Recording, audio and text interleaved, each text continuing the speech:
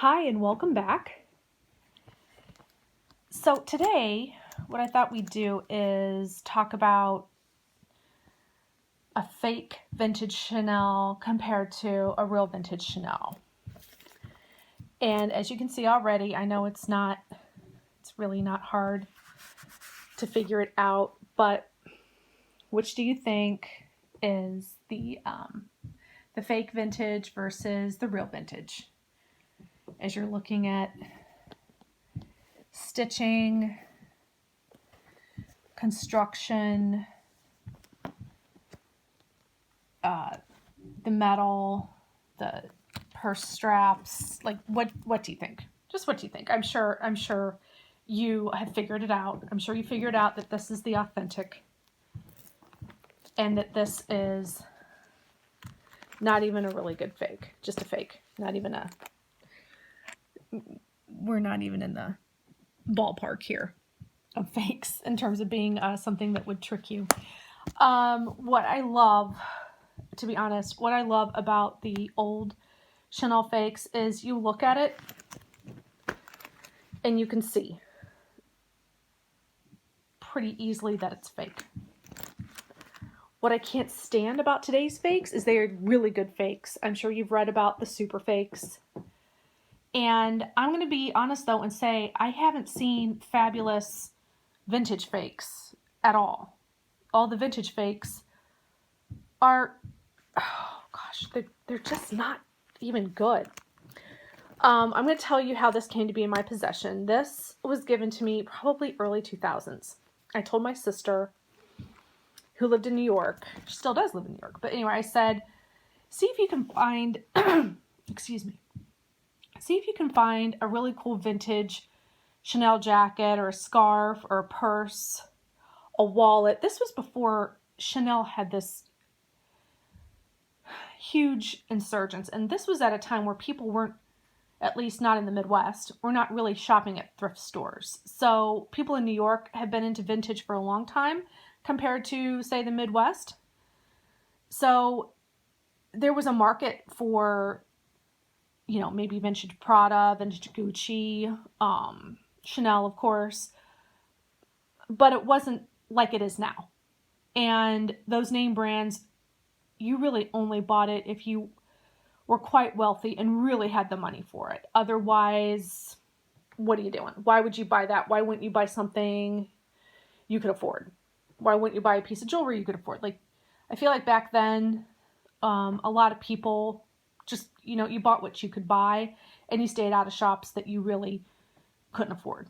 Whereas unlike now, I think luxury is spread thin across really all income levels to some degree. Just my little quick opinion there. Anyway, back to the fake Chanel. So I had gotten this in early 2000s, and when I did carry this, I'm going to admit it, I carried it. It was early 2000, and I carried it this way because that to me looked, I guess, more believable. When I first got it, I was pretty sure it was a fake, but we didn't have online tips on what to look for. But it just seemed the way it felt and the construction of it, the fact that there was no code inside, there was no real hardware inside, Chanel hardware, no hang tags or anything. It just made me feel like this, is probably not real. And I was correct. It's certainly not. I'm going to start with the chain first because we can just see this. This is crooked. The C's are actually overlapping in the correct way as an authentic piece. The bottom half should be laid over the top half. And the top half on the right should be laid over the top half on the left. So it is interlocking correctly. It has a marking. The Chanel bags that are made in France will often, not always, have like a small mark on the C. Not this big, not this obvious. And sometimes it's just a couple of hash marks. I've seen that too. There's too much of a gap. This is too thick and there's too much of a gap here. the distance from this to this should equal the distance from the black piece to the edge of the black piece where the leather's poking through should equal the distance between the border of this part of the C to the end of this. So like this spacing equals this spacing equals this spacing. And that's not going on here. So that might help you as you're trying to navigate through the markets of what, you know, what is real and what isn't. I will tell you, vintage bags are often poorly replicated, which will help. I have not seen any good ones, but I'm going to tell you what to look for in terms of leather, okay? So here is padding, lots of padding. Chanel did not put heavy padding in their bags, to my knowledge, in the 80s, compared to this, which is aged lambskin, and it feels very flat. If there was padding in here, it is thin, it is broken down, as one would expect from 30 or 40 years ago. A bag's padding is not going to hold up. At least not with Chanel bags, and not to my knowledge. I had a Prada bag that was definitely like a mid-90s bag, and same thing. It didn't have leather, but it had like a neoprene type cloth, it was a cloth bag. Not nylon, but like, you know, like a neoprene almost. That kind of material. That's probably not the right exact material, but it was a material bag. It had nothing. It felt like cardboard underneath because the foam over time had broken down. But it was still a great purse. It was still a great bag. Had the cool lucite handle. It was a great bag. But again, this breaks down over time and gets thin. I'm surprised that the padding is held up. I think partly is because it didn't get used a whole lot. Okay. Now let's look at the inside. Most of the vintage bags will have a deep burgundy color. Not all, but a good many of them. And this one, oops, excuse me. This one is just, it's black. It doesn't have any different type of color. The hardware,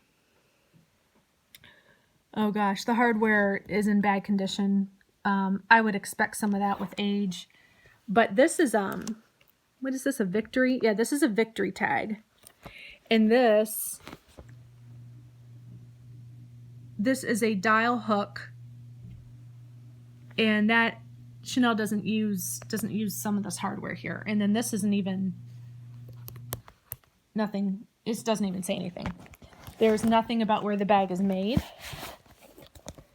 There is not another symbol of Chanel in here. So that's a dead giveaway. And like I said, I appreciate it. It makes it very easy to identify. The strap almost has like a seam. See that seam? You're not going to see that in a Chanel bag. It's not going to be folded over leather that's been folded upon itself. Okay? Compared to this, which is like, it's almost like one full piece of leather, not a folded piece of leather. That's one of the biggest signs with the straps, is how it's constructed with that seam, meaning it's been folded in on itself.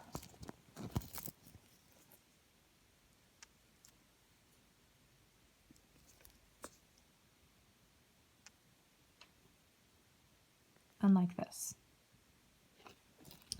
Okay, now this bag, I did not know this until I had the clasp replaced. This used to be a push button, push clasp, okay? The hardware had so much gold in it that it really, really looked good. And I actually had the company give it back to me. So this is what the original hardware would have looked like. The way it says Chanel Paris. They don't use that font anymore for their bags. It's hard to see, but there's a tiny marking right there.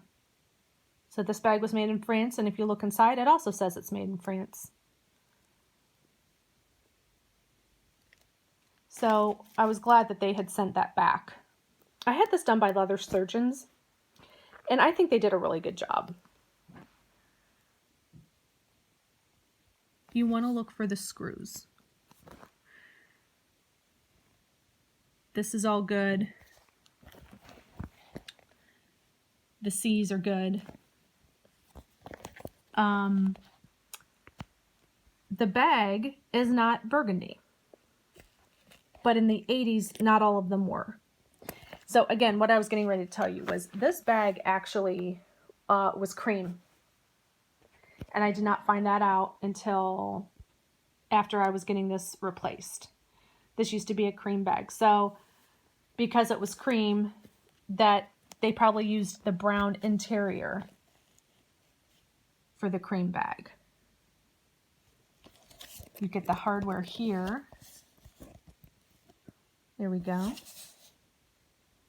I'll let you get a little bit of a better look there.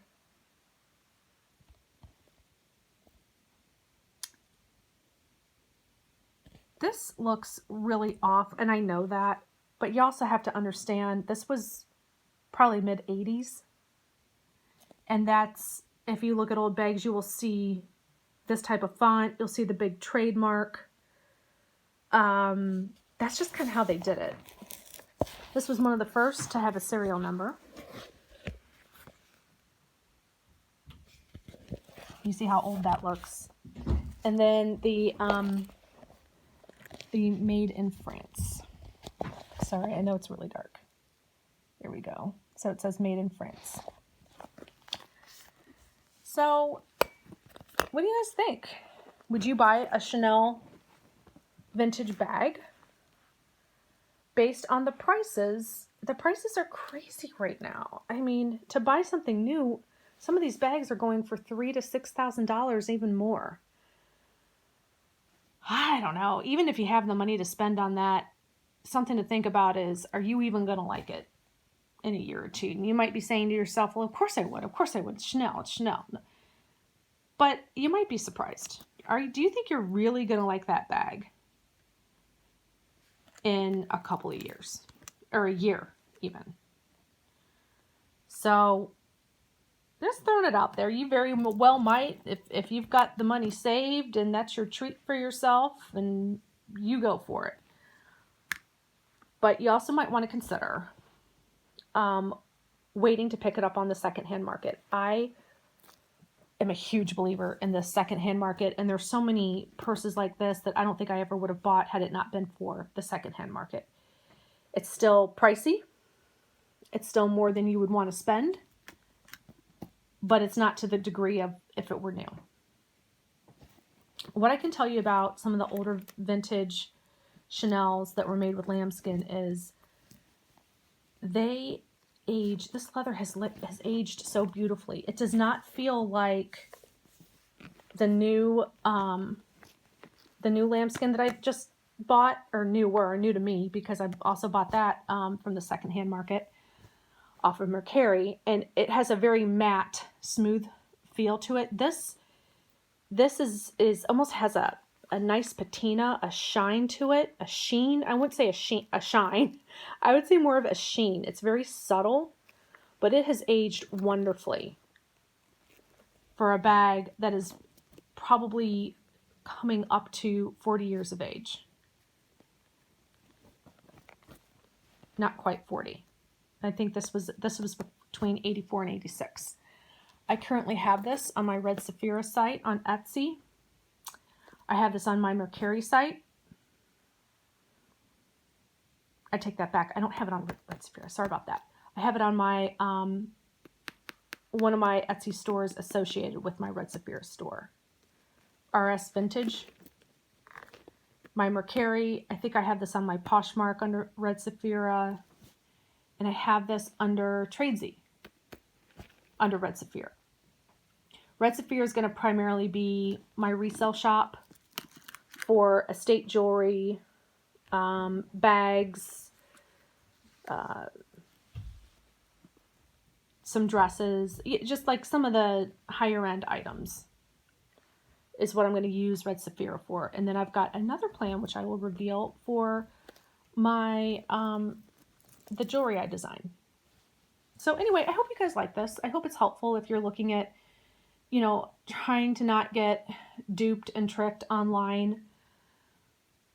There is so much fakery out there, and to me, it's sad, and it makes it harder to sell secondhand when there's all this junk out there. I think one of the best things I can say about it is sometimes don't feel bad if you do get duped. You're not stupid. You're not careless. It's just that sometimes the way the pictures are taken, or sometimes the pictures they're using, you might not have the full story on. What if there's stock photos? What if they changed up the background and made it look like they took the picture in their home? Who knows? Sometimes you're not getting what you think you're getting, and that is terrible, but that's how online shopping is when it comes to pricier things. Make sure you can send it back, and make sure you ask questions. And if they're giving you these vague responses and all that junk, then move on. Move on. There's plenty of honest people out there too. And I wish you luck in your search. All right, you guys, I will be back with some more content. Hit like if you like. Hit the bell if you want notifications, and push that button if you like this type of content. I will primarily be going over fun with resale, as well as some other products that I've tried and liked. All right, you guys, thanks so much. Bye-bye.